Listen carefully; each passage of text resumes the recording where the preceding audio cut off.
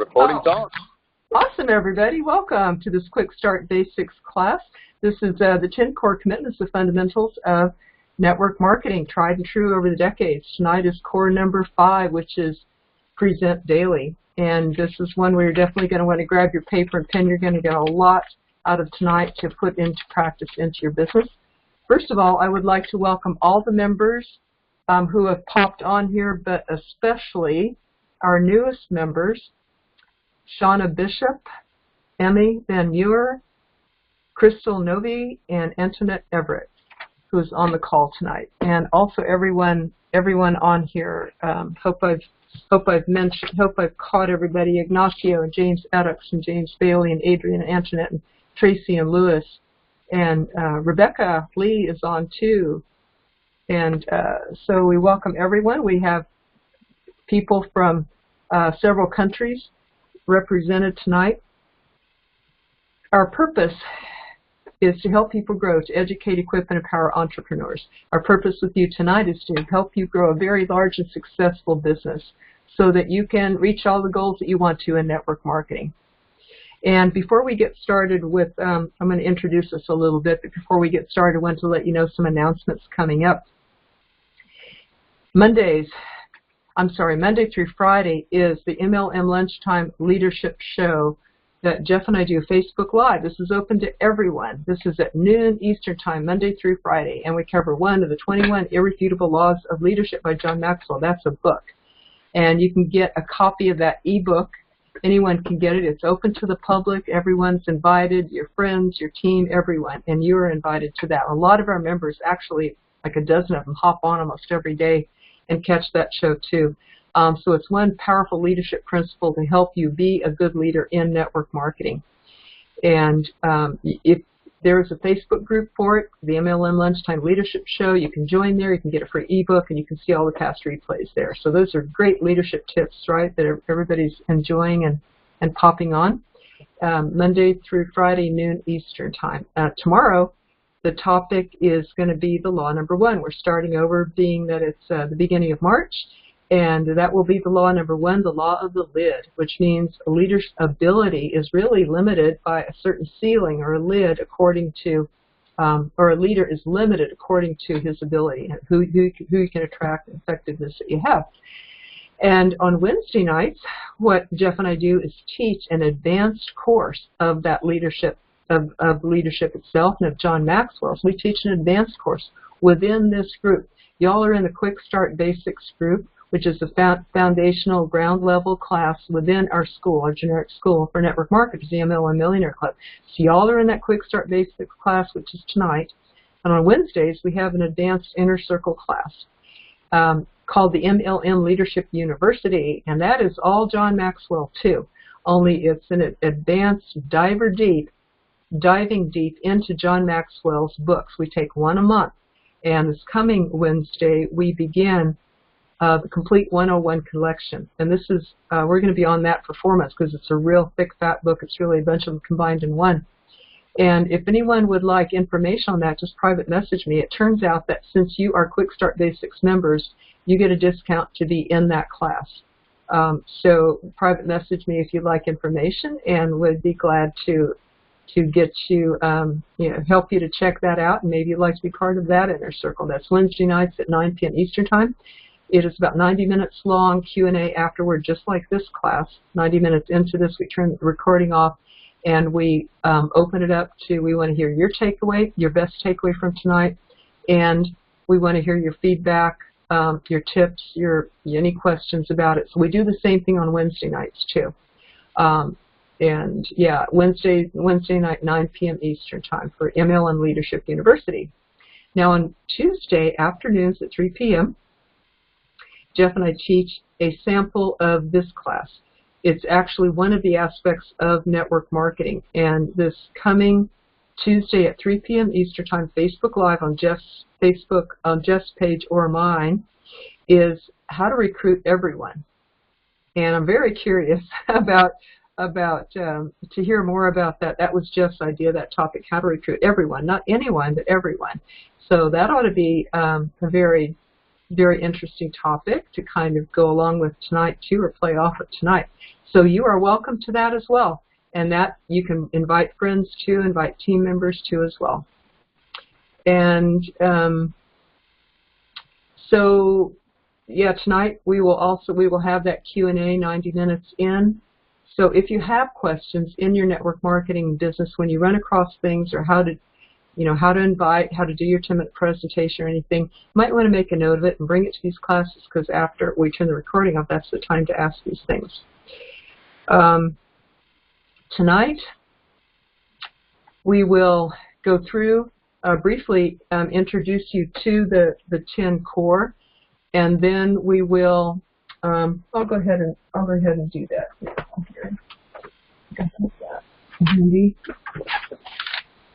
Yeah, anyway, the 10 core commitments that we're going to cover now, and tonight we're going to dive deep into number 5. But the 10 core commitments are how to get started right. That means how to get a new distributor started fast and have good success right off. And the second one is be here a year from now, which is about commitment. And the third one is personal development. And the fourth one is market daily, which is inviting people to your business every day. And the fifth one is present daily, which is tonight. We're going to cover that real deep. And the sixth one is attend a weekly presentation, which is your local events that you invite your prospects to. And the seventh one is attend a weekly core training, which you're on right now. So when you come into these, you are doing core number 7. And number 8 is attend a monthly regional of your companies. And number 9 is attend all company conventions. And number 10 is have a monthly massive action plan. So that would be your strategy. So these are the 10 core.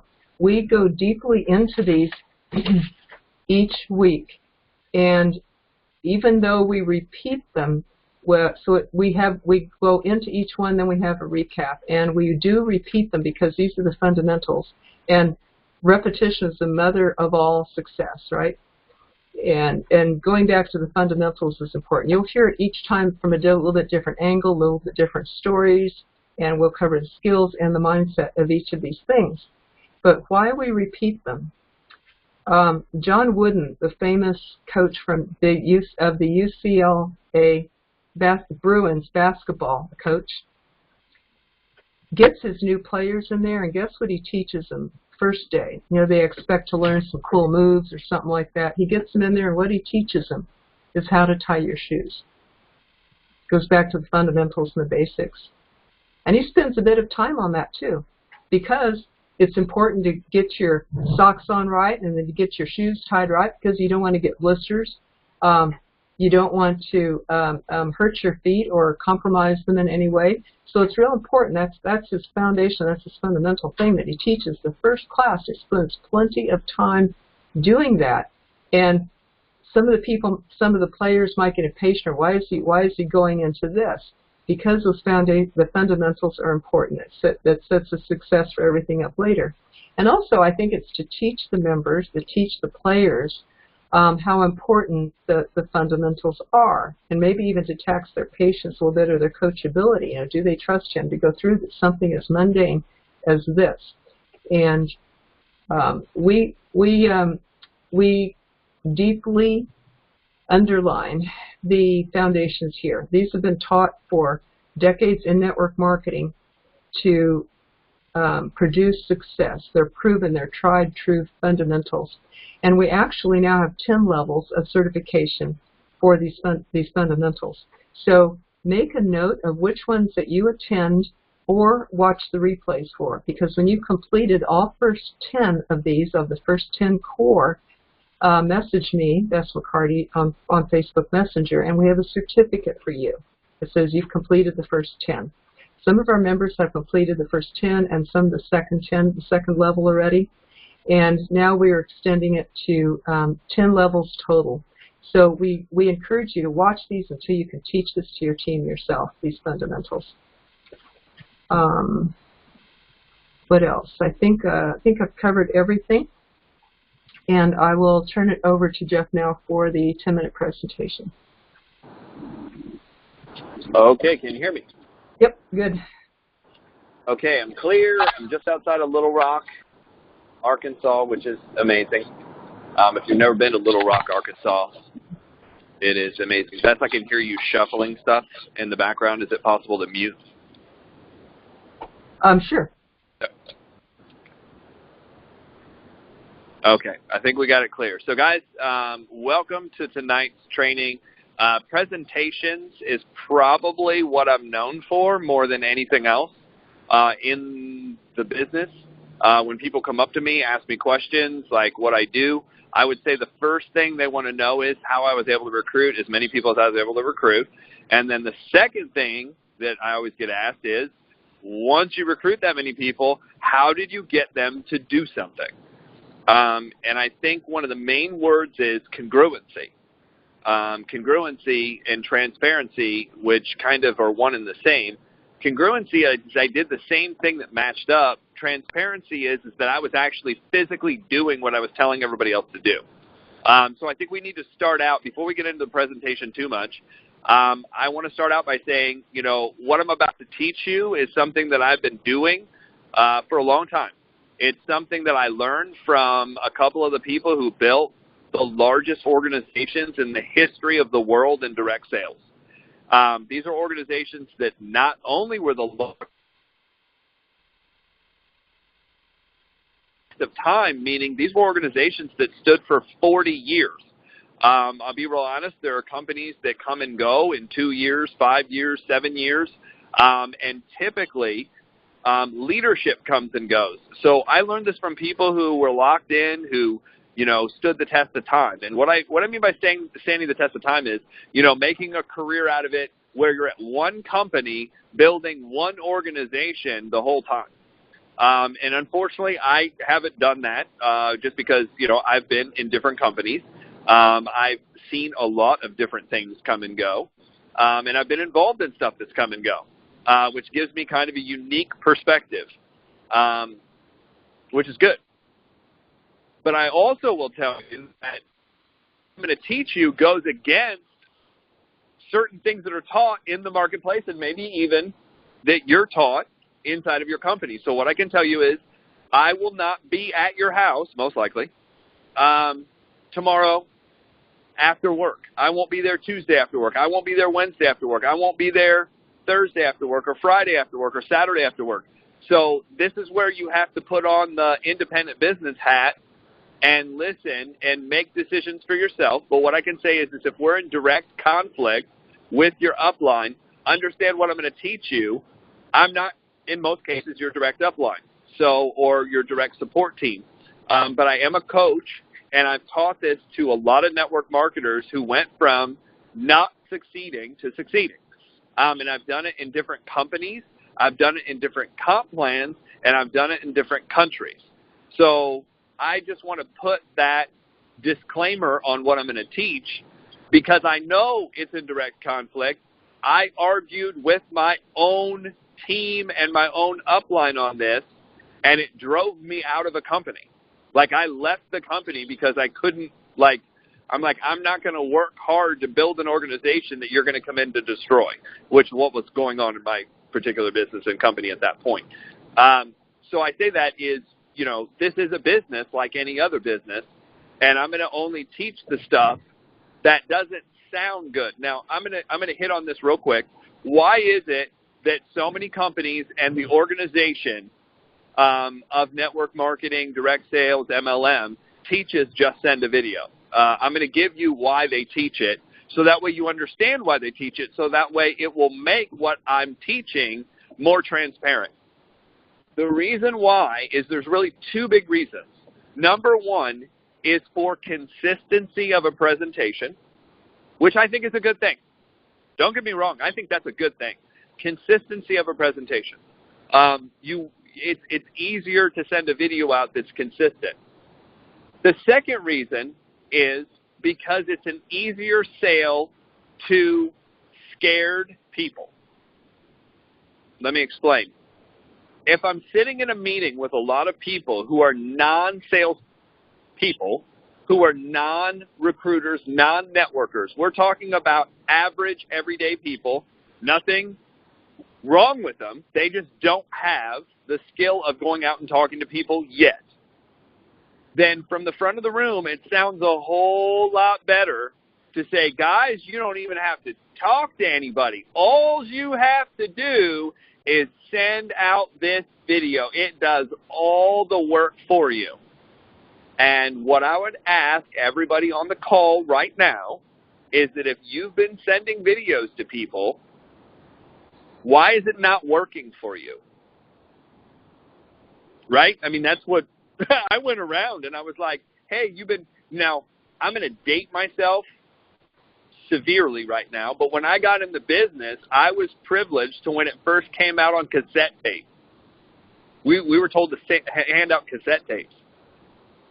Now, cassette tapes have all kinds of issues because, if you get water on them or you spill a Coke on them or you drop them and it gets run over or you step on it or, there's 100, or watch this, or you leave it in the car during summer on the dashboard and it melts to your dash. I mean, there's a lot of things that are going to happen to a tape.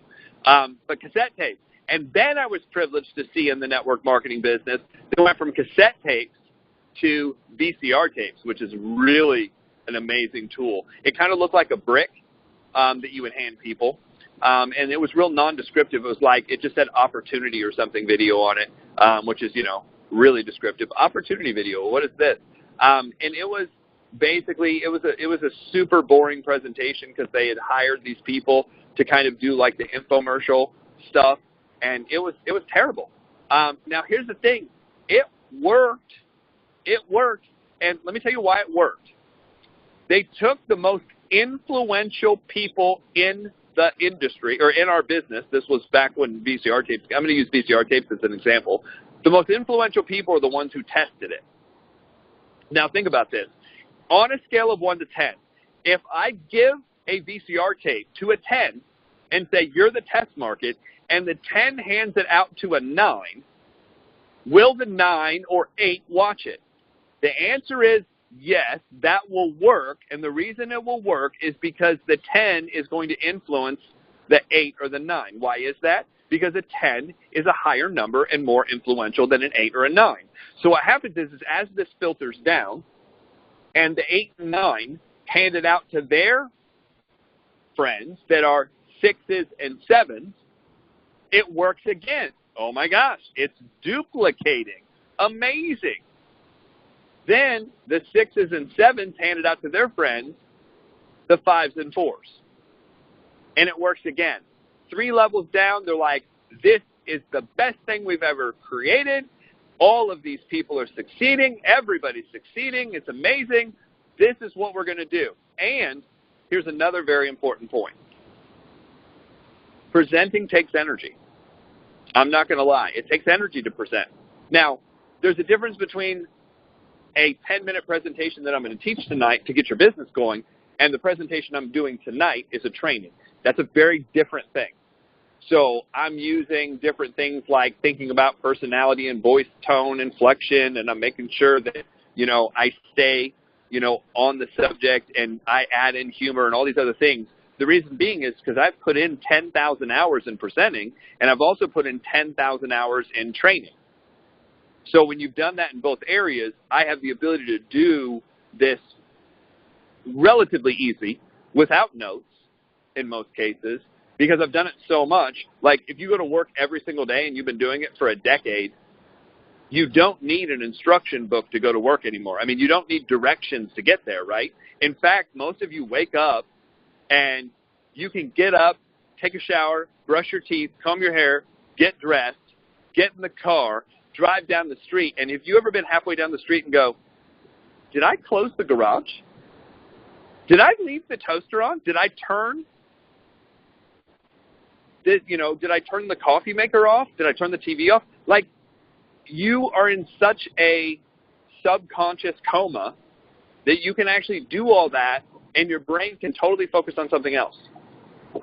You can get like that with presentations. You can get like that with training. But it takes time to get like that. So here's another reason why they promote the idea of letting everyone else do the presentation for you in the beginning is because it lets the leaders off the hook because they've been working real hard for a long time.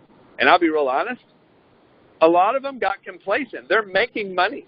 They don't want to work that hard anymore. When you're coming up, you want to work to achieve those levels. When you get to the top and you are the top guy, what most people do in most companies is they get to the top and then they're done. They're complacent. They made it farther than they've ever made it, and they stop.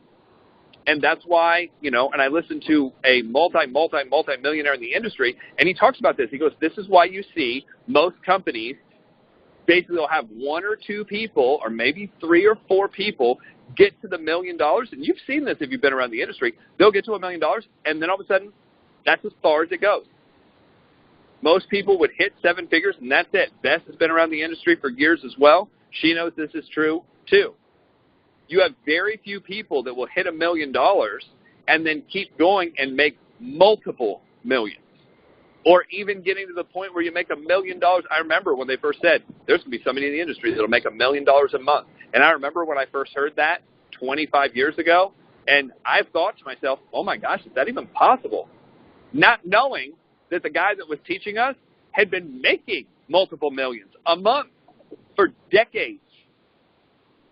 Like, he had been making it since the 70s, and I got in the 90s. So, he had already made that money for 20 years. Just to give you an idea, he passed away. One of the gentlemen I'm talking about passed away this last year, and it's recorded. He was at $460 million in commissions, income. His 1099 from the company read $460 million. By the way, there are companies in the industry that have built massively that the entire volume of the company isn't $460 million. To get a company to do $50 million in volume is impressive, let alone for one guy, one couple to make that. So I'm just kind of giving you perspective on what's out there and why this works. So it's a great sale from the front of the room, telling people all they have to do is hand out a video. What do you think signs up more people if you're new and you're scared and you've never done this before, and we say, you're going to have to go out and present to people? Most people will be like, I'm out, check out. I knew this was going to be hard. I knew this would be tough. My friends told me it was so simple and so easy, and now I'm going to have to learn how to talk in front of people. By the way, if you don't know this, talking in front of people. Now, public speaking is different than talking to your friend, but public speaking is known as one of the greatest fears in the world. Like snakes, dying, drowning, really horrible stuff is actually not quite as big of a fear as public speaking, which is amazing to me now. But I understood because I had super bad social anxiety when I first started doing this. I felt completely uncomfortable. I couldn't look somebody in the eyes. My self-esteem was so low that I could get into a house without opening the door. I would just slide underneath the door. If I was wearing a belt, I'd have to take it off. But I could fit underneath the door. My self-esteem was that low. I couldn't look at people directly in the eye. So you can imagine the first 300-400 presentations I did, I never looked at people, which is probably one of the results of why I didn't recruit a lot of people either, because it's very hard to recruit people when they don't know you're actually talking to them. And that's not supposed to be a joke. That was actually true. It really did happen. I was horrible. I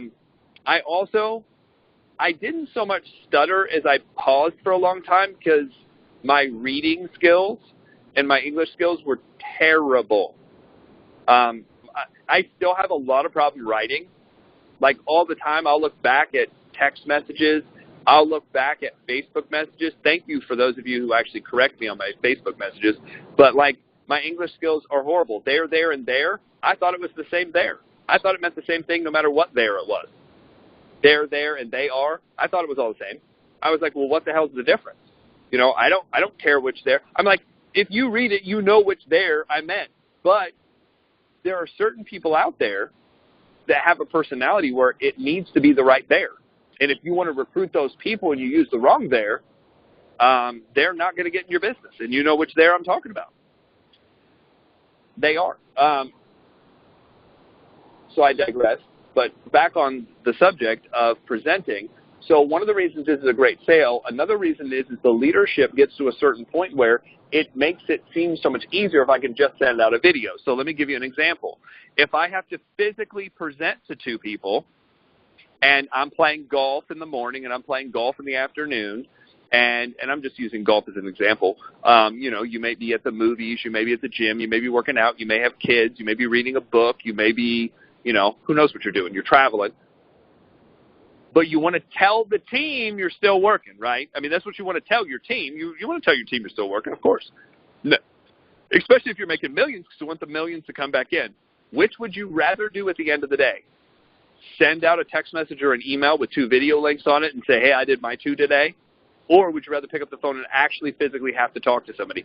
Do you know that people who are millionaires in the industry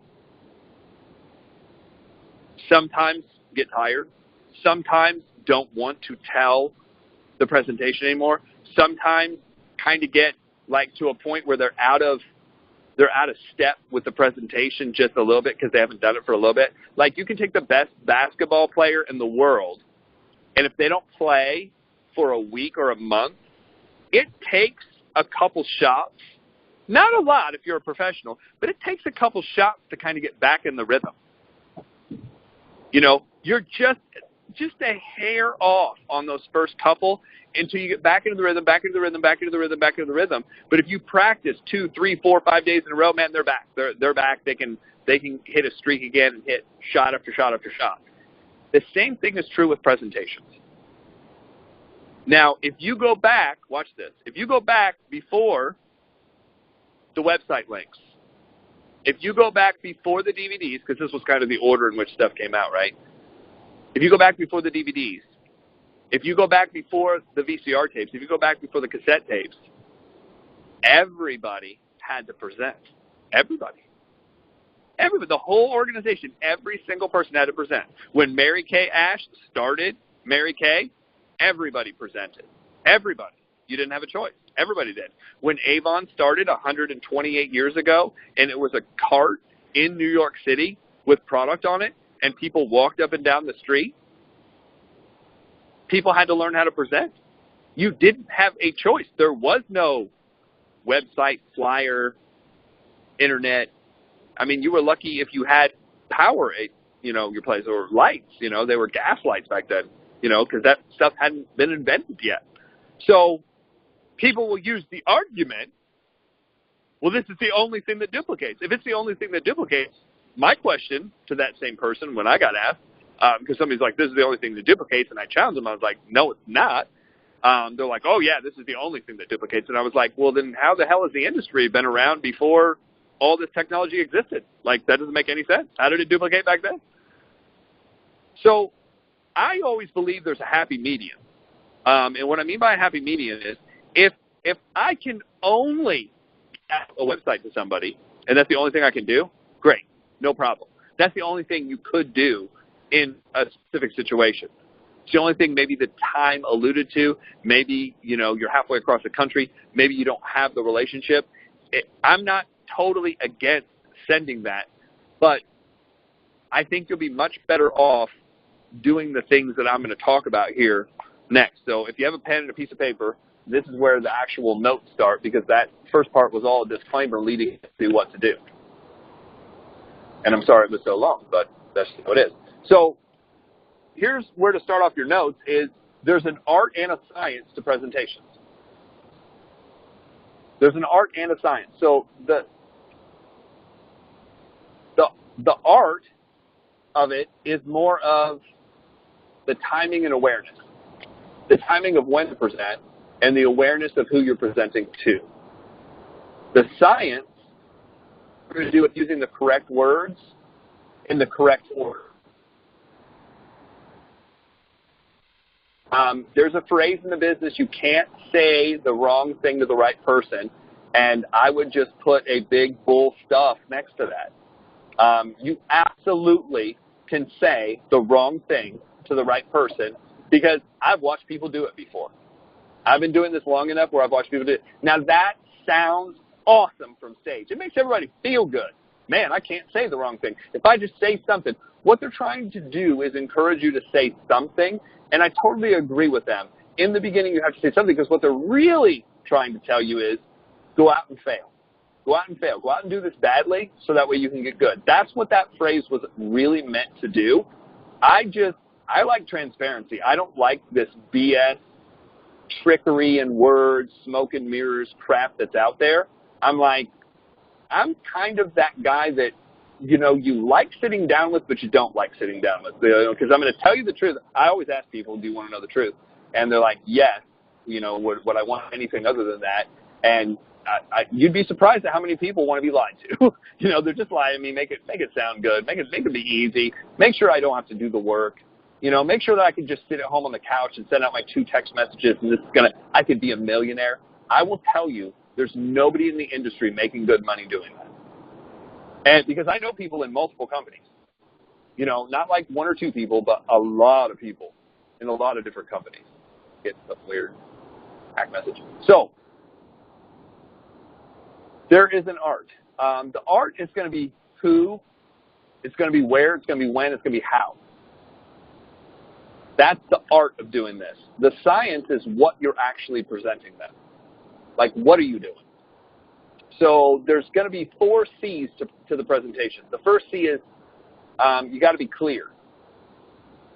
When you're going to present something to somebody, you have to be clear. Now, one of the things you have to be clear on is you have to clear the time. You have to clear the time with them. Hey, I need 15 minutes to tell you about what I'm doing. I need a huge favor. I want to tell you what I'm doing. So if you run into the right person, you can refer them to me. Now, why does that particular script work so well? And Beth can come on here in a minute because Beth has seen a lot. Like, she had collected a lot of information about the industry from a lot of different people. I mean, she knew millionaires in the industry who had built, you know, massive businesses all over the world. And she's been teaching a lot of this stuff. And she's never seen anything, A, that's been taught like this, or B, that's been this effective. And now we've seen our students inside of the school have success that have never had success. They're like, this set me free. That one phrase got me in front of more people than I've ever talked to. And it gets people success right off the bat, getting around the right people, talking to them. So you have to clear the time first. But you also have to be clear in the message. And what I mean by clear in the message is you can't jump all over the place. You have to use a tool of some kind. My thing is anytime I'm talking, I need to be pointing at something or reading from something. So I've always used either a brochure or a flip book. The brochure or flip book, so that way I get to the second thing, which is it's concise. Concise means whatever time allotted I have, I'm able to get through that time allotted in a decent amount of time, whatever time I give them. Now, I kind of say you need to be able to get the presentation out in under 15 minutes. And I've timed people. And especially today, you want to be able to get the presentation out in 15 minutes. If people want to know more, great. That's why we have videos. If people want to know more, great. That's why we have live events. If people want to know more, that's why we have Zooms. But the initial presentation, you want to be 15 minutes. That's what you want to master. And what I found is the best of the best in the industry, the number 1 recruiters, along with the number 1 money earners, if you'd ask them, do a presentation of what we do, and I have 15 minutes, they would be able to present what they do in 15 minutes where it's clear and it's concise. The third C is going to be confident. Now, confidence is basically a series of small wins. Well, then what is a win? A win is when you get the presentation out and the person goes, okay, I understand, yeah. A win is not necessarily recruiting somebody. A win could be, I'll refer you. I have no interest, but I'll refer you. That is a win. A lot of people don't understand that that's a win. They're like, oh, but I really wanted them on my team. I wish that they would have joined. Isn't there another way to say it? I talked to him again last week, and I talked to him again, the week after that, and I talked to him again. And my one friend, like I literally had a couple people when I was running an event in Indianapolis for 5 years come up to me every single event. I mean, these people were consistent. They had consistency, which is going to be the fourth thing we're going to talk about. They had consistency. The problem is they had consistency showing the plan to the same person for 5 years. And I don't know if you've heard this, but this is another one of those. It's a lie, but I understand why they say it, and I'm going to correct the saying. The lie is the fortune is in the follow-up, and that's horse crap. The fortune is not in the follow-up. The fortune is in the sign-up. Because if you follow up with people the rest of your life and nobody gets in, you make no money. There's no fortune there. I don't know what fortune you're talking about. Maybe the fortune cookie you get after you're done crying and you go to the Chinese buffet and you get a fortune cookie. And that's the only fortune you'll be making if you think the fortune is all in the follow-up. The fortune is not in the follow-up. The fortune is in the sign-up. If nobody signs up, you make no money. Now, again, why do they say the fortune is in the follow-up? They say that because, yes, you do have to keep in touch with people, and timing is not right for everybody the first time you show it to them. In fact, I found that most people you will have to get back with. Why? Because most people do not make decisions right off the bat. Let's face it, most people don't make good decisions, period, on anything in their life. I don't know if you know anybody like this. You might even have somebody in your family like that just doesn't make good decisions. They don't make good decisions about their friends. They don't make good decisions about their work. They don't make good decisions about what they eat. They don't make good decisions about, like, their schedule. Do you know anybody like this? You might have tons of people you know like this, which is a problem. But I found most people aren't good at making decisions. Why? Because they're scared to make a bad decision, so therefore they make no decision, and they just wait and wait and wait and wait and wait. I digress again, but you understand my point. The point is most people don't make a decision right away. So yes, there is an aspect of follow-up, but the whole fortune is not in the follow-up. The fortune is getting people to sign up. That's what the fortune is. So what do you have to get good at to make money? You have to get good at the presentation, and yes, you have to basically keep in touch with people, because the worst feeling in the world is them saying, hey, can you get back to me on Tuesday, and you forget and don't get back to them because you're depressed too because they didn't get in right off the bat. You didn't get back to them when you should have gotten back to them to sign them up, and you forgot and you were busy, and then you call them back on Wednesday, and by that point they're doing something else, and then a week goes by and a month goes by and Easter goes by and Mother's Day goes by and all these other things go by, and what happens to you? You end up finding out that 3 months ago they got in business with somebody else because you were supposed to follow up with them on Tuesday. So, yes, there is an aspect of fortune in the follow-up, but again, what they're trying to do is get you to create the right habits, which is fail forward. Confidence comes from doing the presentation over and over and over again. People are like, wow, you sound so good at that presentation. Yeah, if you read the same 10 pages, 10,000 times, you'd sound good too. If you didn't, we need to get you counseling. Like anything you do 10,000 times, you better be confident and it better sound smooth.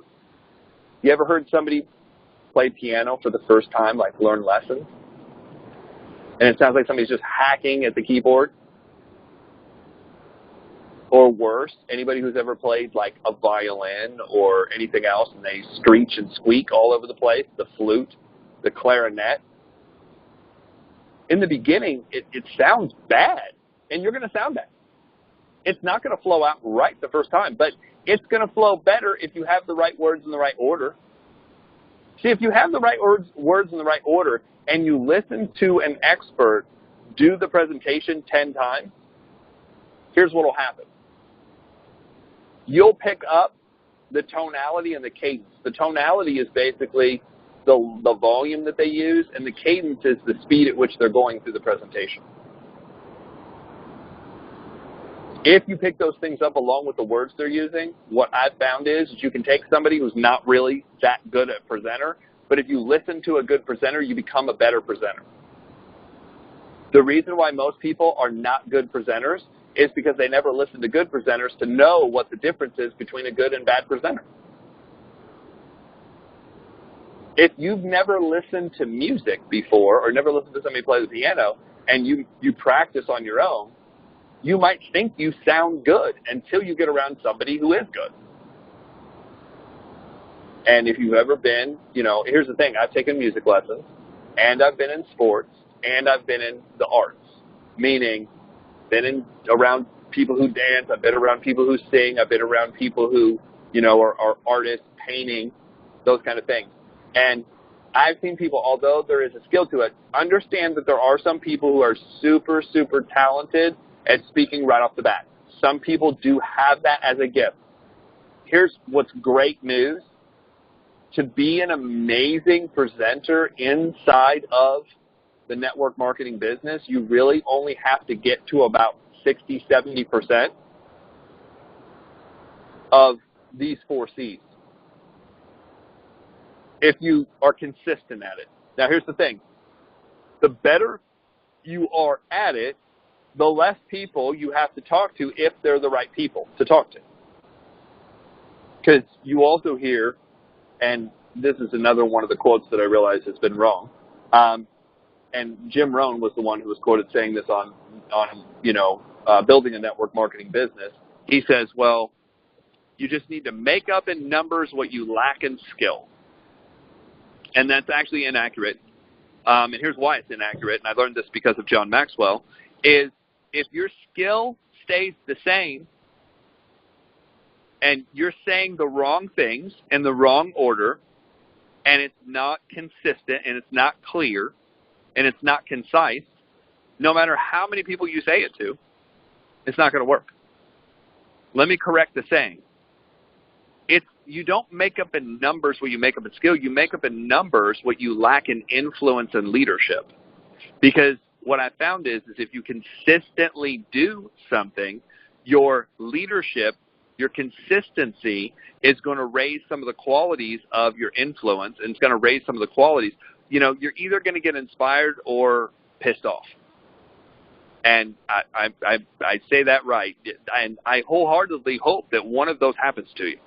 That you get so inspired by somebody's story that, as one of our great millionaire mentors inside of the Millionaire Club, Lisa Grossman said, she's like, the reason I did this is I saw these people that were uglier, dumber, talented, less time, and they were making money. And she's like, if these people are this crazy and they're able to do it, then I have to be able to do it. So sometimes you're inspired by somebody who necessarily isn't as good as you think you are, and they do it. And sometimes you just get mad because somebody who's terrible, how did that person do this? But what I can tell you is if you can learn how to do what we're going to talk about here, you can do this. Like, I've watched people do this. I've trained people to do this. I've taken people who didn't even speak English well. I mean, they knew some words, but their main language was Polish. So, I mean, I hate to joke about it. I even taught a Polak how to do this. And that was his praise to me. He's like, hey, man, you taught a Polak how to do this. You can teach anybody. Like, he was so convinced it would work because I taught him how to do it. And I might get in trouble for saying that. I don't know. I was going to say this isn't recorded, but I just realized it is. So if you're Polish, I'm sorry, but I'll put him on the phone and you can yell at him because he was the one who told me that. So different types of presentations. So there are video presentations, and they have their purpose.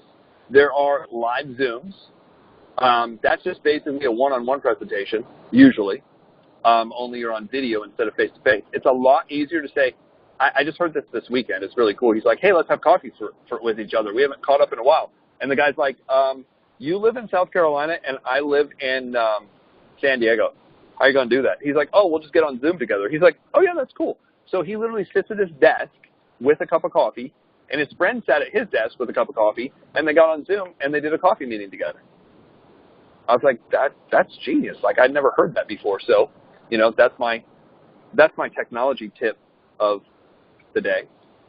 Phone, obviously you can get on the phone and talk to people. Now, why I like the phone so much is because you can't always get on video. Like, I will not do video while I'm driving in the car. Now, somebody's going to be like, Jeff, I saw you in the car doing a video. Not driving.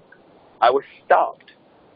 I won't do it while driving because I just know the numbers out there of the number of people who get hit and run over and, you know, just bad accidents. So I have enough problems already with texting and driving and doing everything else in driving. I don't need to be like video chatting and driving as well. Besides the fact that, you know, I already have ADHD, I can't concentrate anyway. PCC. What is a PCC? A PCC is a private conference call where you can get a group of people together. That's another way to do it, over the phone. And you can also do that in Zoom. You can do a group Zoom. Then you have the one-on-one, which is face-to-face. The classic, the one-on-one. Then you have also group meetings, home meetings, PBRs. There's several different names for that. The home party. By the way, the definition of a home party, the definition of a PBR by the Direct Sales Association, this isn't my definition, but this is the Direct Sales Association, titled anything more, the average home meeting, the average PBR had 3 people at it. 3 guests. I was like, oh, I had always heard these meetings that had 25 people at them. And what I realized is, again, the leaders always talked about these people that had 25 people at them that, you know, I mean, have you ever heard that story? The guy was down and out and he lived in the middle of nowhere and, you know, you had to cross the creek and 2 chickens to get into his house. And, you know, he did this one meeting on this one night and he called all his friends and everybody, you know, said, okay, I'll be there. And he had 25 people in this trailer out in the middle of the woods. And, you know, he went on to make $1 million in 6 minutes. You know, have you heard that story? Is that the one that they tell you too? Like, I heard stories like that, and it just really upset me because I was like, I don't even know 25 people. I mean, when I got in, I didn't know 25 people. I didn't know 25 people that could make it to my house because when I got in, you know, I knew a bunch of people that weren't of age to drive, and it's never cool to show up to an opportunity meeting when you got to call your mom at the end to have her pick you up to go back. Like, that's not going to work out. You know, everybody shows up on a bike and a skateboard. That's probably not going to work out either. So that was initially how I started. Is I started, you know, that young. So I just didn't think that was possible. So I was actually relieved when I heard the Direct Sales Association say the average one around the world has 3 people at it. So then you have the open house, the briefing, the opportunity meetings. And that's typically in a business and or hotel setting. Because I've seen opportunity meetings in real estate company offices, and I've seen them in high-rises, and I've seen them at hotels. Normally it's at a hotel. We're talking about a hotel meeting, where there's more like a 45 minutes to a 4-hour presentation, depending on the speaker. I've been to some long opportunity meetings, and I've been to some really good ones that were really short. So what I can tell you is you don't have to go long to be good. You just got to get the right content out. So what do you cover? Here's a question. What do you cover inside a presentation? Where most people miss it is how to open the presentation and how to close. The presentation itself is actually pretty simple. So there's 5 points of presentation. Number 1 is the company. Now, where did this presentation outline come from? It actually comes from Harvard Business School. And they've been all right at building businesses and teaching people how to build businesses for quite some time. They might not be good at everything else. I'm not dogging the school because it costs a lot of money to go there. But I'm just saying, you know, when it comes to business, they're usually pretty dead on. And they said there's 5 areas you need to cover if you look at investing and or building any opportunity. The first one is the company itself. The second one is the need in the marketplace. The third is the products themselves. The fourth is the compensation. How does it pay? And then the last is the talent and the timing. Because obviously you don't want to, like, open up a record store right now. You don't want to open up a retail store to try to compete against Walmart because Walmart's actually losing money to Amazon. So timing is important. So what do you actually cover in those 5 topics? Well, the first one is the company. So here's some stuff that I would cover inside the company that I've seen people cover. 1 is the year that it was founded. 2, who founded it? 3, where is it actually currently located? Like, where's corporate located? Next, Where all do they operate? Like what countries, what states, what cities, where do they operate at? You know, if I was talking about one company, I'd be like, they operate in 100 countries. They're the largest network marketing company in the world. So I'm just going to give you like a brief synopsis is, you know, if I said, well, I want to tell you a little bit about what we do and how we do it, and I'm just going to cover these 5 areas real quick. You know, and again, I just needed a huge favor, so that way if you run into the right person, you can refer them to me. So the company that I'm actually working with was actually founded in 1959, a long time ago. It was founded by these 2 guys that basically came out of World War II. And when they got out of the military, they were like, okay, we need to do something than just work a job. We're going to create an opportunity that's going to go around the world. And they did. Their company is actually located in Michigan. You know, the corporate headquarters is in Michigan. It actually sits on several acres, and it's so big that it has 3 independent zip codes. That's a big building, by the way, when you have 3 independent zip codes to one building. Trying to remember what's next. Where all does it operate? It operates in 100 countries right now, and then you talk about overall volume, and it's the number 1 company in the world, and last year it did $9 billion in volume. Now that's about a half a dozen points. That's enough to be like, oh, okay, they seem stable. They seem like they're going to last. They seem like they're going to be around. Like those are good points. Now, if you're with a brand new company that just got started, you can give out those same numbers and say, look, we're brand new. You have an excuse why you haven't done a lot of money. You're brand new. It's a launch. Hey, guys, there's a company. It's launching. I know of a company right now. It launched in January. It pre-launched in January. It's still pre-launching right now. You know, its founder, the guy who started it, has been one of the number 1 money earners of all time. You know, it's located in Dallas, Texas. You know, I don't know how much volume they've done so far, but I know their opening week they signed up 2,000 frontline people to the company. When they opened, 2,000 people the first week. I mean, it's going to grow.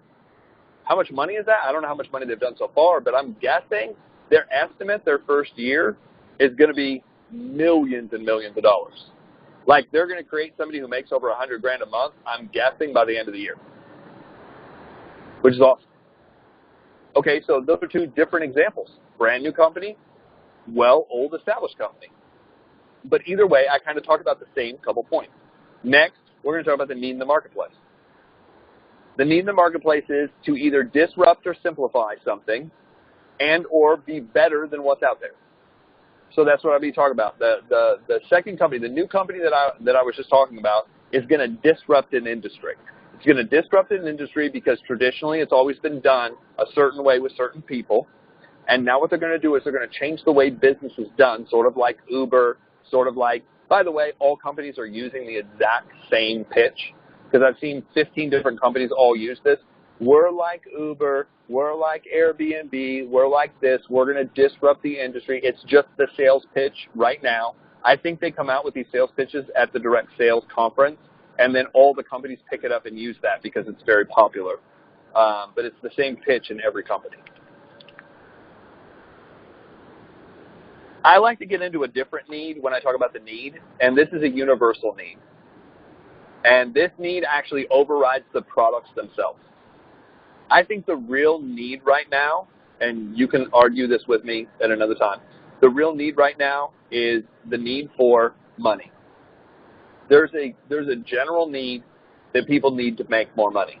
The reason I know this is because the more I've been on social media, the more I've seen things pop up like, I need to find another job, I need to find a second job, I need to make more money, I can't believe the car just broke, I can't believe the tires went out, I can't believe the washing machine went out, I need to find a discount this, I need to find a discount that. Does anybody know anybody that does this kind of work? You know, I need to get my teeth fixed, I need to get my eyes fixed, I need to get my whatever fixed. You know, there's a lot of fixing that needs done. And people in general just, I found, need to make more money. Now, is it necessarily that prices have gone up so much more? I was talking to a friend of mine that he's 60, I don't want to say the wrong name or the wrong number, but I know he's in his 60s. Let's put it that way. He's in his 60s, and he's like, you know, Jeff, it's really interesting. I actually don't think things cost that much more than they did. Like, inflation really hasn't done that much. He goes, the difference is we have so many more expenses. Not the things, like the basic things aren't costing that much more compared to what we make right now. But he said, you know, if I go back to 1980, he just used 1980 as an example because he was old enough to talk about that. He goes, in 1980, we had 2 cars, we had rent, we had utilities. But here was the difference. We had water, we had heat, and we had gas. They just happen to have gas and electric. So they had basic utilities. They had their trash taken out in the sewer, and they had their house, and they had 2 cars. He goes, what we didn't have is we didn't have a cable bill. We didn't have 2 cell phone bills. We didn't have, I mean, there was another like 3 expenses that he talked about, 3 or 4 expenses. He goes, here's 5 expenses that we have on a regular basis now that we didn't have in 1980. He goes, those 5 expenses, I mean, add up what a cell phone bill is, or multiple cell phone bills in the house, and the insurance, and the fact that you upgrade the phones consistently every 2 years. Add that expense up. Then add up the expense of dish or cable or network or whatever. And some people are like, oh, I steal it, or I get it from a friend, or, you know, I dug my own tower, my own cord, whatever. And some people are like, oh, I use the Firefox, Firebot, you know, some stick that they stick inside their TV that reroutes it or whatever. I'm like, yeah, but you still need internet. So they have internet cable service or whatever they have to bring this to them. So you have that expense, right? What are other expenses that have gone up? You know, gym memberships. He's like, I'll be real honest, we didn't have gym memberships back then. He's like, if you wanted to get in shape after, you know, he's like, after he got out of, you know, the military, he's like, you did push-ups, you did sit-ups, and you ran. He's like, that's what you did. You did jumping jacks. He's like, well, what about cardio? He's like, cardio was something that you did after you came home from work before you went to bed. We'll just leave it at that. So some of you get that later and be like, oh, now I know. So he's like, that's how we ended up with kids. So he's like, that was our workout. He's like, we didn't have a $50 to $100 gym expense. And then, you know, the Peloton, you know, because we wanted to sign up. Think about all the apps. Think about all the extra things that you're paying for that are monthly subscriptions, making companies millions of dollars. Now, this was just him describing it to me. But I think money is a universal one. The second thing that I think is absolutely there is time. It seems like we're supposed to get all this time back because we have this time-saving stuff like phones. And then outside of money and time, then you have security. Security's down. You don't really have to talk to people about that, about companies moving and companies falling apart and companies right-sizing and downsizing and left-sizing, you know, all words for fired. And then the ability to help people, and I want to change it from helping people. I think it's just general connection to people, especially because cell phones and social media has made us more disconnected. Like, we see more stuff but talk to less people. We comment more but have less interaction, like real interaction. So those 4 things I think are common needs that I think need to be solved, and your program might be one of those ones that can help with those 4 things. Let's move on to the product themselves. I would talk about the number of products you have, kind of the industry you're in, why yours is better, nicer, shinier, cost-wise. Are you selling value? Are you saying value of the product being better, or are you marketing the fact that it's cheaper to get it this way? Because some people have, like, you know, different ways to make their products, and some products are more concentrated because you're paying more for this bottle, but this bottle equals 10 of the other bottles that you're buying. Oh, okay, so what you're selling is concentration. Some people are selling a better quality product. Yes, you can go buy the $5 lotion at the store, but the $5 lotion at the store is actually, you're putting on plastic. It's non-breathable. It's not natural. You're actually coating your skin in a layer of plastic where your skin can't breathe. If your skin can't breathe, that's probably one of the reasons you're breaking out, because your skin absolutely absorbs everything. By the way, your skin is the largest organ in the body. It covers, you know, your entire body. It should. And if you mess that up, you only get like one set of skin. So you can't like buy another set at the store. At least not yet. So it's really, you got to keep that good. So I'm saying, if that's what you're selling, if you're selling something different, I mean, I can do this in every category, every product. But you guys kind of get the idea of where do you find the information? You're like, well, where do I even find this information? It's really simple. Go listen to the best people in the industry present in your company. Listen to 10 of them and see what the 10 say and see what they all say in common. And take notes. Oh my gosh, you mean I'm supposed to study this? You mean I'm supposed to be a student instead of just a consumer? Yes. If you want to make money, you have to change from a consumer to actually a promoter.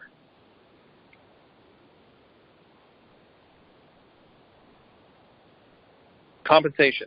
Compensation usually revolves around a couple things. Guys, so this company is looking for a couple different kinds of people. Number one, we're looking for customers. That's an obvious. Everybody looks for customers. So we have a customer, we have a retail program. So if all you want to do is just become a customer, here's how to do that. And here's the cost on doing that. Then we have, most companies have like a preferred program of some kind. You can become a preferred customer. Usually it's a discount in price if you buy a certain amount all the time. And just explain that. Hey, this is a discount program. It's sort of like a Sam's Club, sort of like get on this every month, get on the subscription every month, and you get it for a discount. Then we have a business builder program. Now, we have people in our company who make between $100 a month and they make all the way up worth of thousands of dollars a month. It just depends on what you want to do, how much you want to work. If you want to know the details on that, I have information on that. We also have all kinds of incentives, bonuses, and that kind of stuff. Again, I would reference this. I'm not going to go into intricate detail. If you get into a conversation about, well, our compensation plan is a binary compensation plan that's a hybrid version of a unilevel and a force matrix, but we threw in some override bonuses, generational, check match, but nobody knows what. You don't even know what you said. You don't need any of that language in your comp plan. Guys, we have retail. You can sell it, and you can make, some money. The difference between retail and wholesale, obviously, because we buy it wholesale. Then there's the preferred discount, which there's a little bit more. There's a little margin there between, obviously, the preferred discount and the wholesale. And then there is becoming a wholesale agent and building volume of other wholesale agents. That's another way to do it. And obviously, if you build enough volume, we have people who make between, $40 a week all the way, or $40 a month all the way up to $40 million. Somebody makes a lot of money. I don't know how much. And then we have other programs, car programs and discounts and trips and all kinds of stuff. Do you see how I was vague but specific at the same time?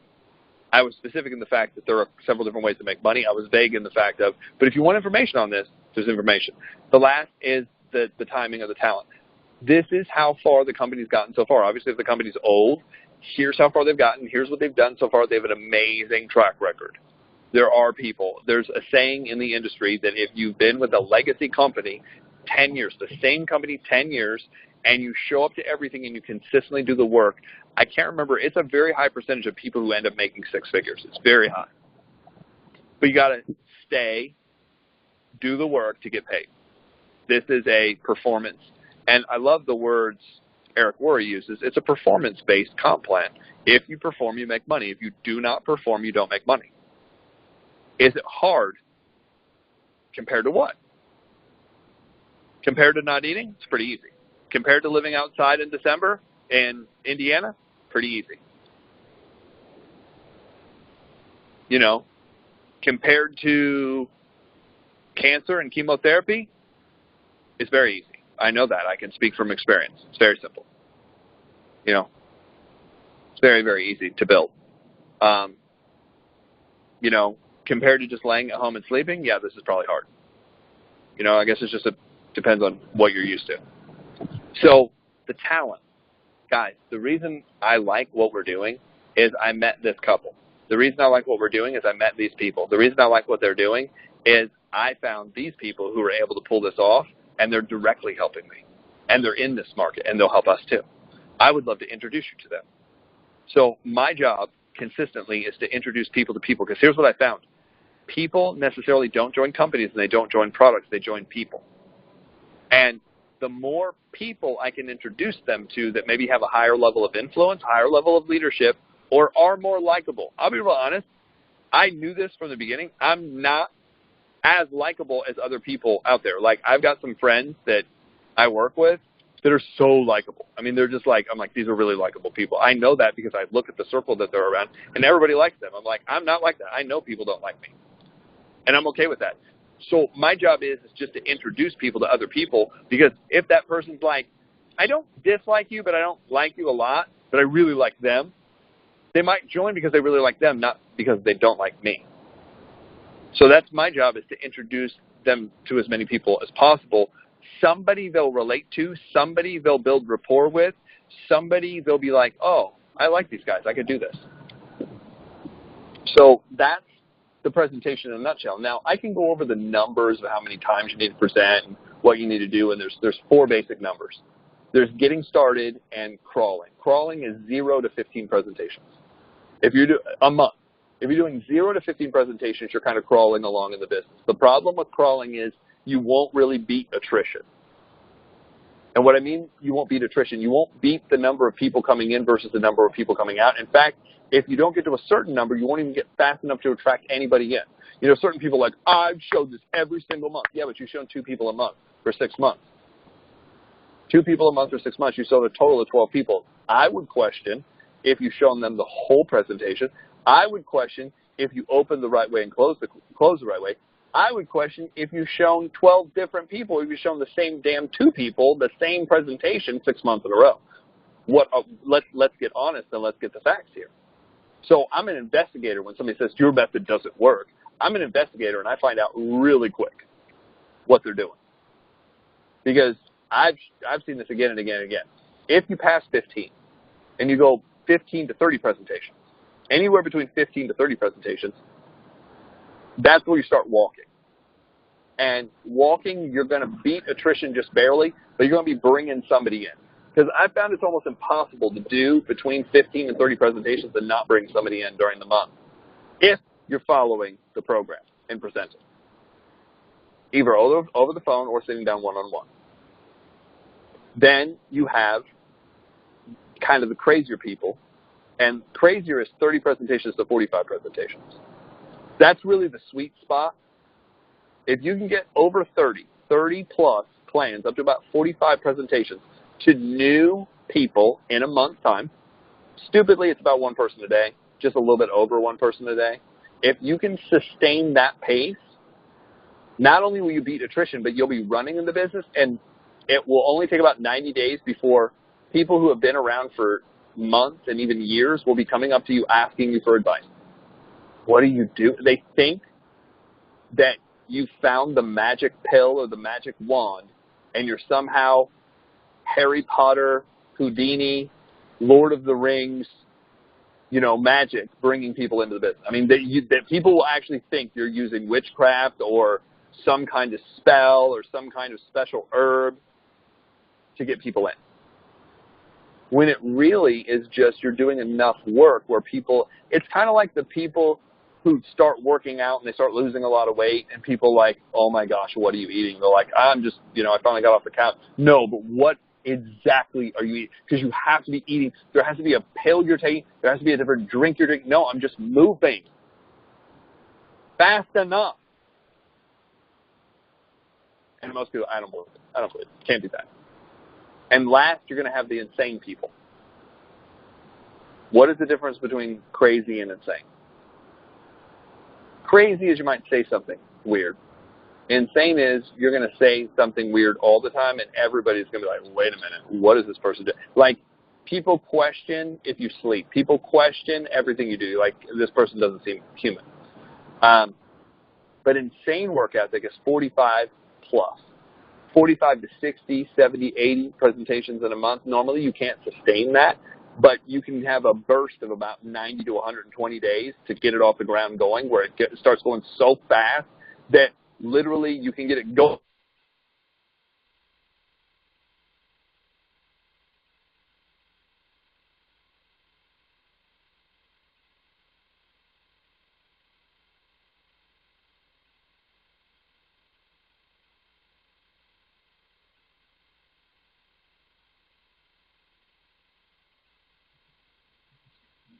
Hey, Jeff, can you hear me? You went silent. Check that you didn't hit your mute button accidentally. Can you hear me? I'll text you.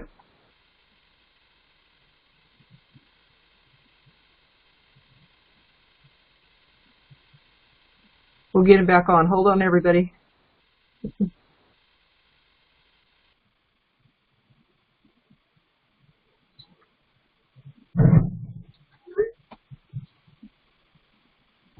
Can you all hear me? Raise your hand if you can. Hopefully you can hear me. We lost Jeff. Jeff is changing towers, has a signal. Okay, so he did. Yes. Okay. Yes, I closed out. Okay. Awesome. All right.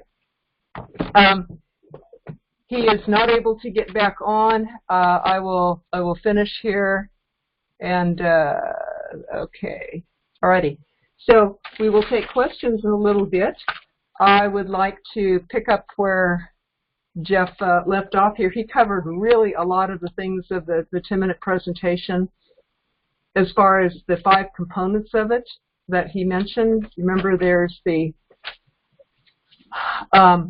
company, the need, the product, the comp plan, and the timing. And so we have about 3 to 5 bullet points under each of those. Make sure that those are company compliant. You can get that from your company's website, but make sure that that everything that you say is company compliant.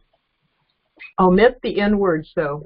Omit the words that people don't know what the heck you're talking about as far as ingredients or scientific research or rank levels or anything like that. And another reason that we're using, like Jeff has said, I'm going to back up just a minute and just mention that I didn't intro us completely, but Jeff has personally recruited over 500 people frontline. He evolved this script from real estate. He found that asking for referrals worked in real estate, and he brought this over to network marketing. He has used that invite script. Hey, can I ask you a favor? I want to let you know what I'm doing. In case you run across the right person, you can refer them to me. Is this a good time? He's used that script thousands of times and never gotten a no. And remember, you could preface it with somebody who's already said no to you, to hearing more about your business. You can say, I already know this isn't for you, but would you listen to more about what I'm doing? In case you run across the right person, you can refer them to me. So it's important to say that script exactly. Many of the network marketers that I've coached and worked with after we've taught this script get it a little off. They don't always use it exactly. They change it thinking that's okay, or they change it accidentally thinking that they're following the script, but they don't really realize that they're not. So a tip about that is to write it out as though you're texting somebody, then compare it with the script, which is in the book. Your Always Get a Yes book contains that script. Look on pages 5 to 12 of your Always Get a Yes book. That is in every email that you get from me, and that is also in the Facebook group, the MLM Millionaire Club. That's our private Facebook group for you all, for members of this class. And look in that first post called the announcement. If on some devices you have to click on announcement for that first post to open up. But in that is a link to your Always Get a Yes book and a whole bunch of other tools that are really good. So make sure that you are using that script exactly, because some people say they're not getting success with it, or we have a message here in the comments that, you know, I've been using it but I'm not getting success. So that could be why. Make sure that it is the exact words, because there's a reason for these exact words in that order. Those have been proven to be to get the best results. And in a minute I'll talk about the psychology of it, you know, how it comes across to people. So number one, use the exact script, and number two, we'll get into the psychology in a minute. And by the way, the reason that we go to, after we say the script, that we go directly to a 10-minute presentation is because people are videoed out nowadays. I used to teach, like Jeff said, I have studied, well, I've been a full-time network marketer myself for years, helped me raise my son as a single mom when my company went out of business. I became a body-mind therapist for my own personal growth and help other people. Then I brought this back to network marketers who are my heroes. I know that they struggle. network marketers struggle, and I was one full-time for years, and I know that you guys face yourselves every day. It's an intense personal growth course, isn't it? So I brought all of this body-mind therapy, counseling work back to network marketers to help. And I then studied the top network marketing teachers in the world and chose their best methods, kind of a curator of the best teachers out there to bring to my school, the MLM Millionaire Club, which is about 10 years old now. So my commitment to myself and my students is to find the best and bring the best. Well, when I got to talking with Jeff, Jeff and I met 5 years ago on Eric Worre's page, but it was about 5 years, we've gotten to know each other over 5 years, but it was last year, beginning of last year, that we talked long time one night, and I learned more of what he was doing. I said, my gosh, this is the best I've ever seen. In all of the top network marketing teachers that I know, including Eric Worre, has a wonderful indirect script, but this is like super indirect. And it just, that's why it always gets a no, works with all 4 personalities, is duplicatable, doesn't get objections like pyramid scheme or anything. It was just like, I have to teach this. You know, will you come teach us? So Jeff did, and then we realized we're going to end up teaching together. We both love teaching so much. We just love helping people get this stuff.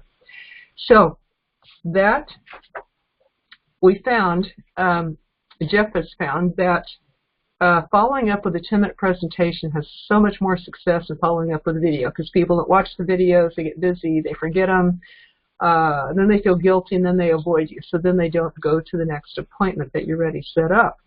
So a solution for that is to go ahead and do the 10-minute presentation right away with them, right there. As soon as you text that person, hey, is this a good time? And some people will say yes, or how long does it take, or maybe later when I get off work, or on my drive from home, or on my way home from work, or something like that. So then right away you're there with your 10-minute presentation, which you've already written up, and if it's already company compliant and everything, and you go through these steps, then you can easily turn it over to all of your team, and that's what makes it so duplicatable, right? You turn over the favor script to them, you turn over the 10-minute presentation, whether or not in this class you have our permission to do that, to share that favor script with them. So that's what makes it very duplicatable, and it's worth investing a bit of your time to write that 10-minute presentation well. You can find the description for that written out in your Always Get a Yes book too. Just look on pages 5 to 12. Just 7 pages of those contains of that little book. It's just a 30-minute read book, but the heart of it is in pages 5 to 12, and that contains the favor script and how to write out your 10-minute presentation. So use that, you guys. We are updating that book. We're going to make it a nice PDF with pictures and everything. It'll be real nice. But use that for as a guideline for yourself. And I would like to talk now a little bit more about the art or the psychology of your 10-minute presentation. We recommend that you tape it, videotape it, and listen to it. Even though probably most of this is going to be done by phone, because you texted the person, they go, yes, it's a good time, then you call up your friend. Remember, they're your friend who you send that favor script to. They're your friends and family. So these are ready, your warm or hot market people, and they're ready people that know you, care about you, want to help you, curious about what you're into now. So that's why it never gets a no, because if they're really your friend, they're going to say yes, maybe later, or when, or how long will it take? You can say about 10 minutes. And you go, yeah, I'll help you. And so these people who say yes to it, who have even said no before, or have even said no to network marketing, because now it's not about them. It's not about them defending themselves against you or giving a reason or feeling bad because they have to say no to you. All they're going to do is say, I will listen. That's all they're agreeing to. And that if you, the follow-up with this is, now that you know what I do, are you likely, on a scale of 1 to 10, more likely to refer somebody to me? 1 being likely to refer somebody to me, or 10 that you have an interest yourself. And then they tell you, yes, I'm a 7. Oh, good. Are you interested in the product, the business, or both? And then you know how to follow up with that with a 3-way call, or get them to an event, or then offer them the video that can tell more about the comp plan or whatever it is that they want to know more about, or the research and the ingredients or whatever. So that's the time to use a video as a validation for what you just told them.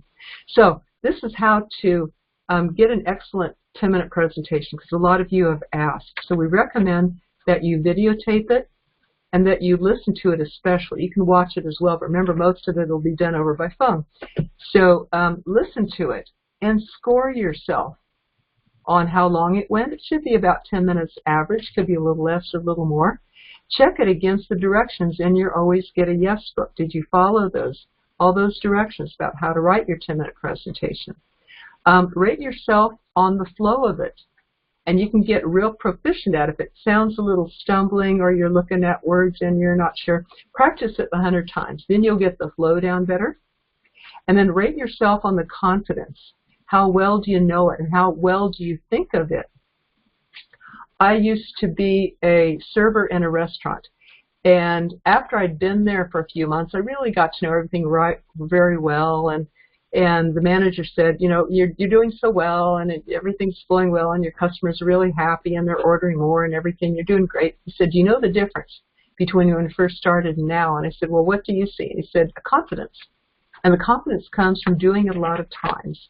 So read your presentation 100 times. If it feels kind of stilted or not flowing or not very confident, then practice it a lot. And then rate yourself on the friendliness. Do you like how you sound? Would you join this person? Rate yourself on that. And your friendliness, your likability. You know, does this come across as a confident, helpful person, or does it come across as a desperate person? Desperate means that you need them to sign up. You need their money. So we recommend, you know, that you keep your job so that desperation will not come into your presentation, and that energy will not be part of how you want people to get on, like please sign up, I really need to pay the bills this month. And so you keep that desperation out. Even if you are desperate, put it aside, focus on the person, see how you can help them, focus on making a difference versus making a buck. The money will follow if you do a good job. And as Coach Wooden says, don't ever look at the scoreboard. That's what he taught his players. Just do your very personal best at every moment in the game. And don't even care about the score. Don't even care who's winning. Have you heard a coach say that before?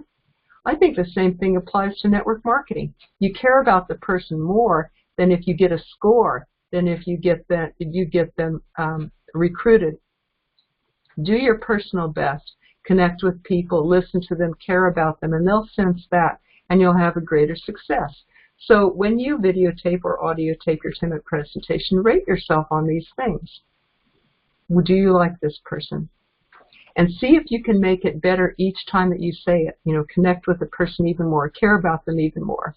And Coach Wooden says, peace of mind is a self-satisfaction that you know you made an effort to become the best person that you can be.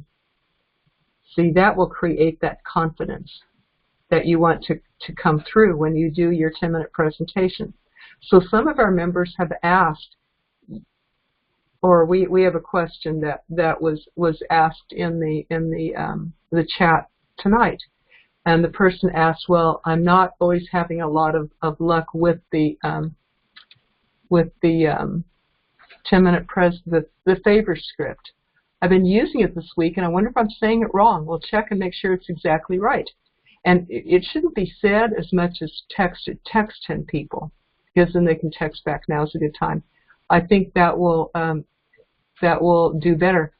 I get reactions like I don't have time, not interested, already have a job, or nothing. So make sure that it's said exactly like the favor script, and make sure, check yourself on the content and personality of all these things. Another tip is to keep your energy up. If you're sounding draggy, like, hey, can I ask you a favor? I want to let you know what I do in case you run across the right person. Maybe you could refer them to me. You see, the energy's all wrong. So keep the energy up. So, hey, can I ask you a question? I wonder if I could let you know what I do, so if you, in case you run across the right person, you could refer them to me. That's the energy if you're going to do it verbally. But otherwise, just text it, then you're safe if you're just typing it. But when you do your 10-minute presentation, your energy can come across draggy or full of enthusiasm. You know, enthusiasm means full of life, and enthuse, the Greek word for that means God. So full of enthusiasm means filled with God, right? You have God in me. I'm speaking that energy, that passion. To keep your energy up, it takes, for me, it takes getting enough sleep, exercising. I went on a nice long walk before this call, and eating good. Getting enough sleep allows my brain to do my best, my focus to be there, my joy to be there too. And the exercise absolutely generates the endorphins and increases that enthusiasm. But also the food.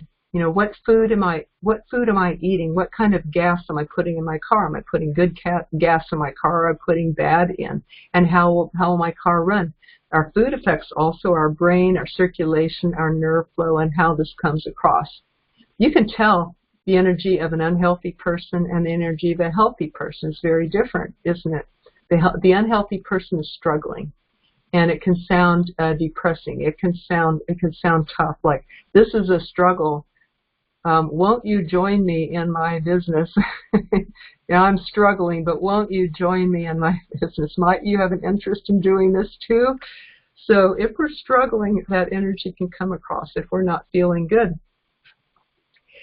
Some other physical tips is that when you are on the phone, you can increase the energy by standing or by walking around. Sometimes I pace when I'm on the phone because I am so excited it comes out. And remember to smile, because people can hear it, like I'm smiling now versus I'm not smiling now. So if I smile on the phone, people can actually hear it. It's proven. They can tell that over the phone just by hearing. And what posture are you standing in? There's a power posture where you can put your arms out, your hands on your hips, or raise your arms, or put your arms out like a big hug. And anytime you make your body bigger, you're going to feel more confident and bring more energy. And of course, having a good vertical upright posture lets you breathe more and lets you bring more volume and energy to your voice. So all of those things. Did you know that could be why, you know, the person who asked the question, it could be why the energy is not coming across as positive. Brendan Burchard has 3 affirmations to increase confidence, and there are 3 I am statements. I thought I'd share this with you. I just learned this week from him. He says, one of them is, I am doing my best. In other words, you're trying every day. You're not just going through the motions. You're putting your heart into it. I am doing my best. Therefore, you're going to be congruent when you talk with the people. You're going to feel like I am present. I am here. I am giving this my heart and my all. Number 2, I am capable of achieving the future that I want.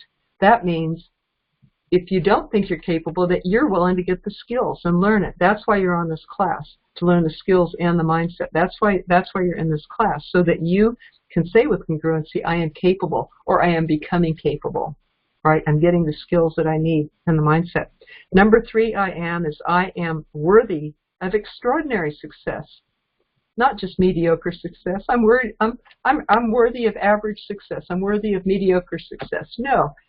That I'm worthy of survival. I'm worthy to survive. No. Let's say I am worthy of extraordinary success, because you're bringing your extraordinary self to your best and all the things that we just mentioned here.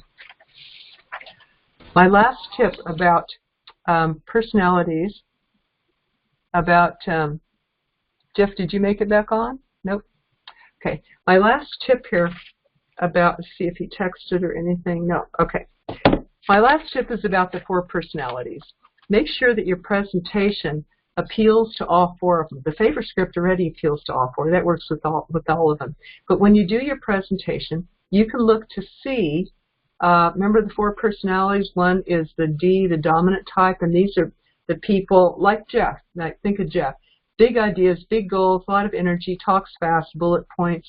They like what appeals to them by the big goals, the big money that you can make. Quote somebody in your story when you're talking about the talent, and tell, well, this person, got to this level, multimillionaire or millionaire every month or whatever, in the company, because that tells them how far they can go. They'll want to know that. They like to run and control. Next is the DISC personalities. That was the D, or the dominant. Next is the I, or the influencers. These are the people that want to have fun. They want to build an amazing team. They like to influence people. They like to travel. They like to run events. So mention somewhere in your 10-minute presentation about the fun that people have and about the people that they meet and how they can influence and help a lot of people. Next is personality is the S. That's like me. Think of me. More relationship people, talk a little bit slower than Jeff usually. But we like security, we like long range, we like stability. So then you can mention how old your company is. Like I know a friend who's been in his company for over 30 years. That shows stability and longevity, shows that it's solid. Mention how solid your company is or how old it is, if it is that old. And that people make friends for years, and they have the support of the team, not only just their upline, but the team. They all work to support each other. That appeals to the S type like me. And then there is the C type, and these are people that like the facts, figures, data. They're very mental, sort of like Dr. Spock on Star Trek. But they like the best products, prices, technologies. You can say to them, research shows, or it makes sense that, or it's logical that, this or that. So you can include those somewhere in your 10-minute presentation. Make sure that you hit all 4 of those personalities like that. Three places that you can use as 4 personality tips. Number 1 is cover that in your 10-minute presentation.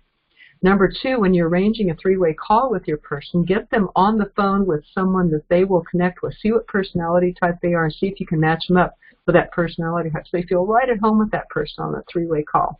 And the third place you can use this information is at meetings. Like Jeff said, introduce that person to as many different people as you can at the meeting, because there's somebody there they're going to connect with and have a rapport with. But first try to introduce them with the people that are closest to their personality type as possible, because they automatically like those people right off with no effort for that. Okay, and now we are going to, I don't have a way to turn off the recording, but that's okay. We're still going to open it up to see who has a question, but let's start out with takeaways. Can we start with Ignacio, who's still on the phone, was able to join us? I cannot unmute people from my control panel, but Ignacio, can you unmute yourself? And we'd love to hear your takeaway, your favorite thing that you got from this. Something that you liked best that you heard tonight, if you're by your phone. If not, we'll come back to you then. Let's go to 808 Dr. Chris. Can you unmute yourself?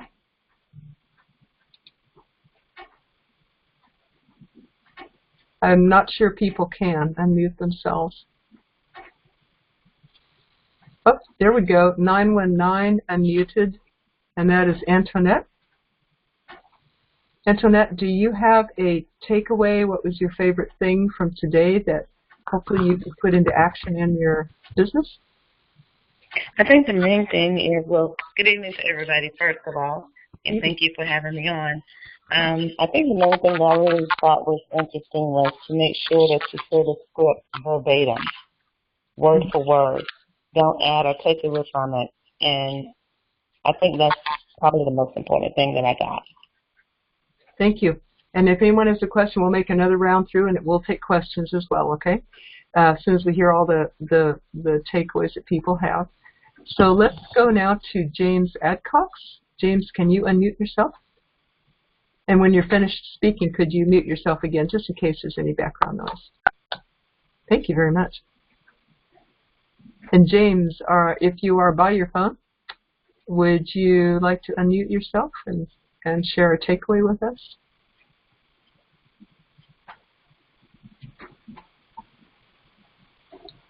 Not sure this will work, but we cannot hear you. So James, if there is a way to unmute yourself or anything, if not, we will come back. And I'm just curious who can unmute themselves. Tracy, would you like to share a takeaway?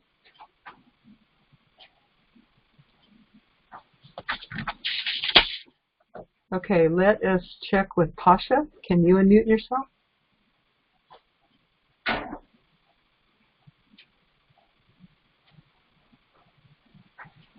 Not possibly. How about Adrian at 7973?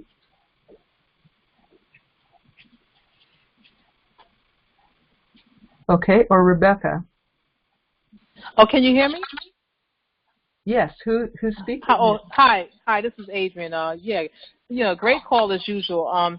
Two things that kind of reminded me was when Jeff said, make up in numbers what you lack in influence. So that's a good one, because the more you do it, the better it's going to get. So just do the numbers. And the other one is having a coffee meeting on Zoom. I like that idea. So those are the two things that got me excited this evening. Thank you so much. Thank you very much. You can do that anywhere in the world, can't you? And by doing the numbers, what do you get? You get influence. You're going to have the experience, the confidence, the people, the number of people following you, and all that. So thank you very much, Adrian. And Rebecca Lee, can you unmute yourself?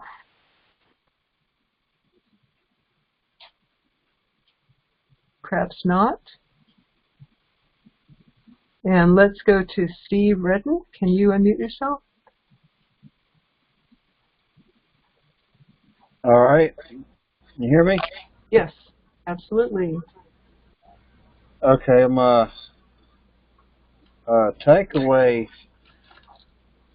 I like where it went over the presentation more, even though I missed a couple of things. And what I was wondering is the part where he mentioned showing to X number of people. And that's probably my hardest part is getting or finding these people, mostly be online, and as I explained, I'm saying it right to my knowledge. I'm looking over it again, like, do me a favor, let me show you what I do. And it's like I'm shooting blanks. Do you want to say it to me, the favor script, and let's see if it's exact? Well, without looking at it right in front of me, which I want to review, I'll try to go, would you do me a big favor? And they'll ask, what's the favor, of course. And I'm like, I would like to show you what I'm doing now, and in case there's someone that would be interested. Okay. And is there a time we can get together? Are you sure that's the exact favor script out of the book? I don't know if it's exact word for word. Nope, it's paraphrased. I suggest you use the exact favor script and that you text it, not talk to people. Just text your friends. Yeah, that's one that's on normally through Messenger on people, and like this one couple, this one woman I used to work with at Kmart, and act like she's always busy, don't respond to anything, and got her husband on Messenger. He's off on weekends. Then when I ask him to do me a favor, he don't have any time. So what you do is you use you write it first of all, and write the whole thing, and you write it exactly. So don't say it, but you write it, the whole thing, and you do it exactly. And you message this to genuine friends, people that are genuinely your friends, because if you just met them at Walmart or something, they're not your friends yet. They're cold markets. As far as that goes, my friends and family are they like to be strangers. So in a way, I don't have any friends. Okay, then you got to warm up people before you use the script. So if they're not truly friends, then don't use the script until they become friends. In other words, you warm it up, you ask about them, how are you doing, what are you doing? You met somebody at Walmart, you get their contact information or their Facebook message. First you care about them and say, well, like I just met somebody the other day, and I said, well, you know, what do you do for a living? Oh, I'm a daycare, you know, I'm a mom of 3 plus I have a daycare at home. And really, what does your husband do? Well, he does this, or he sells this or that. And you know, being a woman, I think it's okay to ask me, well, how old are your children? You know, 6, 4, and 2. And then I share a little bit about myself, and I'll ask a little bit more about them. So we're back and forth. And I found you on Facebook. Hey, your friend that comments is one of my family members, actually, because it was a local person. So I found a common bridge, you know, a common ground. So you smile. If it's in person, you make eye contact, you ask some interested questions, you comment and try to find a common ground with them if it's online or in person. Those are tips to build quick rapport. And then ask curious questions, not prying or interested or scary questions like, you know, well, you know, don't ask too much about their kids too fast, especially if you're a guy. You know, so you just ask, what would be the next logical question to ask this person? Well, how's their job going? How's it going for okay with you? In this economy, I heard this industry's kind of tough. How's it going for you? You know, just ask interested questions. Get to know them a little bit. And at some point, if they say, well, you ask what they do, and they might ask in return, well, what do you do? And if you feel like you've warmed it up enough, you could even say, well, thank you for asking. I actually would love to let you know more about what I do in case you might run across the right person that you might be able to refer them to me. You see, that's different than how you said it. But often you will text or write this.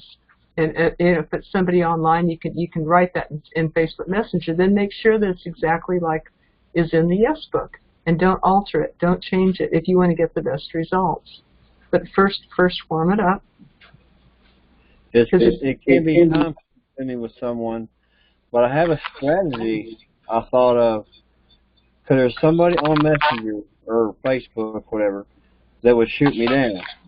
But I go to one of her friends that lives, like, say, 30 miles away, which ain't that bad, and I finally got some common ground with him. Plus, being the same gender helps a little bit, too. Like I said, how you can react, whether you're male or female. And he says it's been a long time since he shot a good game of pool. And there's a pool and bowling alley down the road, well, down the interstate, which I've not shot for years either. So we're going to get together on Saturday, just kind of build some rapport and, you know, become friends, so to speak. Cool. And then later, you know, I feel whenever I can fit into saying something, when I start out, I'll be like, it'd be nice if we can get paid better than what our jobs are. You know, just kind of generally speaking, and kind of narrowing it down before I ask a favor or go along that script. Just kind of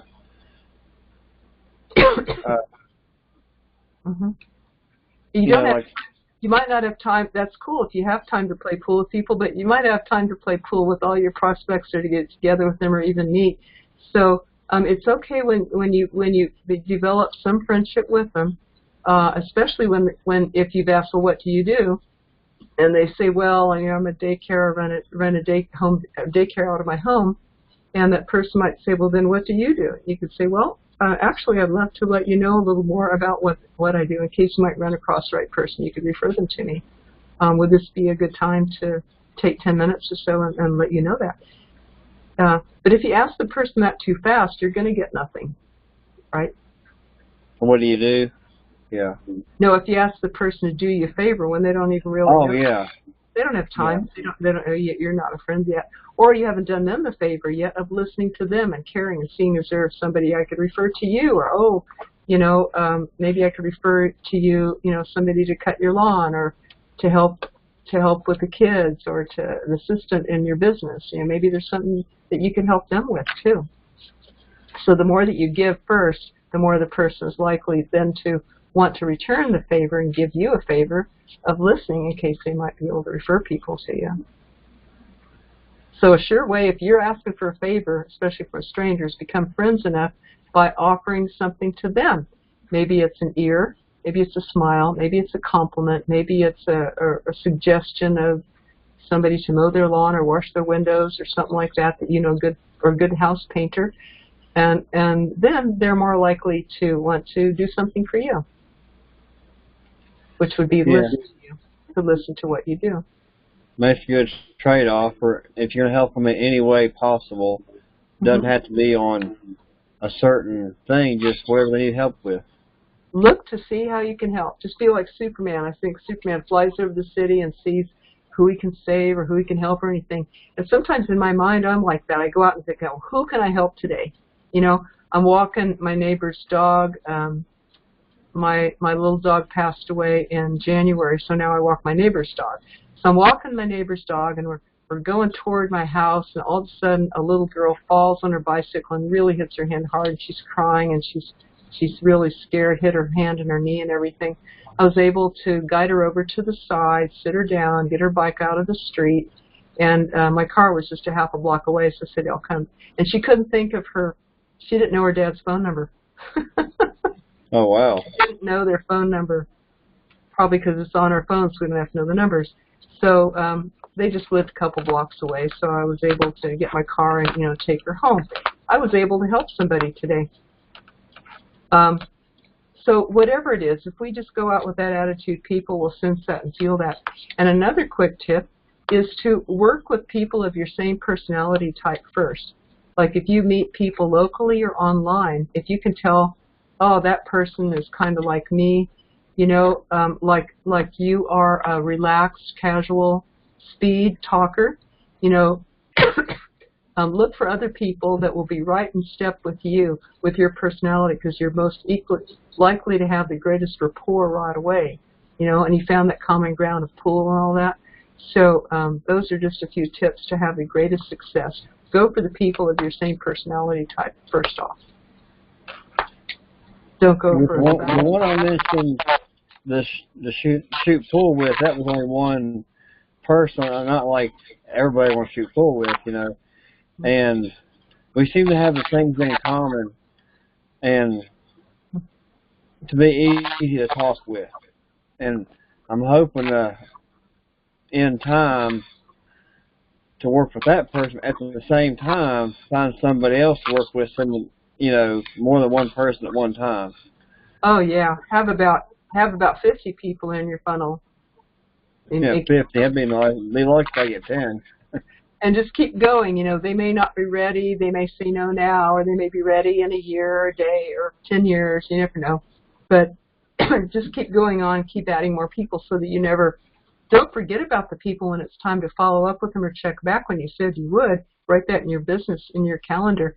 But do not hang on those people. Do not wait for them. Do not pressure them. Do not, you know, bug them. Go on to new people. Just keep meeting with people. So, I keep thinking it's a good advantage to go out to eat at places that's full service and get to know your server and get a conversation started that way. Exactly. Servers are wonderful people to. Because they're already good with people because that's their job to be good with people, to be a server or a hostess or something. And that should be your advantage. Mm-hmm. You would think, anyway. And do you do the favor script with them right there? I haven't had a chance with them yet, but the answer is no, ever. Oh, never at work. But so you don't want to do the favor script ever with anybody at their work. Oh, you're asking if I thought you asked if I have or not. Oh, yeah. So we don't want to. We don't want to do it at the work ever, even if it's slow. If it's busy or slow, we still don't want to because. But we can say something like, this really goes back to the inviting, but you can say something like, wow, I just love the service you gave us today. And it turns out that I am a recruiter for my company, and we're looking for sharp people like you. but I don't talk to people at work. Are you interested in doing anything outside of here? Because if you are, I could take down your name and number and contact you outside of here. So Different way of wording it. Yeah, and then you can offer them the 10-minute presentation. Is there a PDF on that somewhere? Yep. That's in, look in your Always Get a Yes book. Oh, okay. And I'm pretty sure that's included in there, but if not, just it's real simple as, hey, I love your service, compliment them. We're looking for good people like you. Can I contact you outside of here to see if you're interested in doing something outside of this work? Okay, and that helps. And that's on the recording.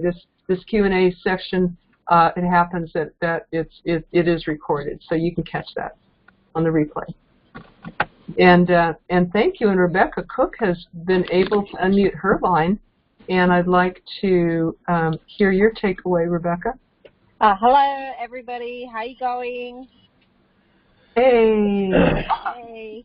I just had to write notes on my phone because I left my notebook in my backpack.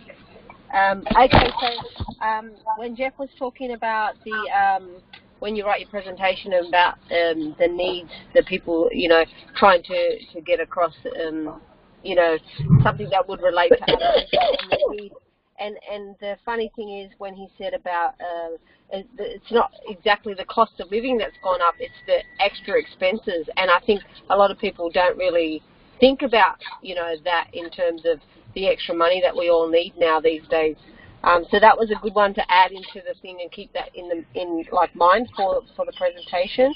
And also the I really liked the little template thing that he had about the crawl, walking, go crazy in the run, about how many presentations per month you should be doing. That's a good sort of guideline to see how you're going, or if you're not putting in enough work, then really that's the little template that you can guide yourself from.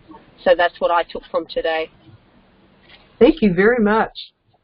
Yeah, Rebecca. So I found that really helpful. These help us to know what you guys value, and also refreshes what the big points were that we covered. So thank you very much. No, thank you. Thank you. Always appreciate your time. And Jeff, thank you. Thank you all. It's kind of the top of the hour, but we will stay on a few more minutes. If anyone has a question or a takeaway that you didn't get to speak yet, go ahead and would you keep your line muted. Steve, could you mute your line unless speaking? And thank you. And anybody else who has a takeaway that you'd like to share or a question, can you unmute your line and go ahead and say it? Anybody we haven't gotten to yet? James Edcox has unmuted his line. Awesome. I finally figured out how to unmute it, Bess.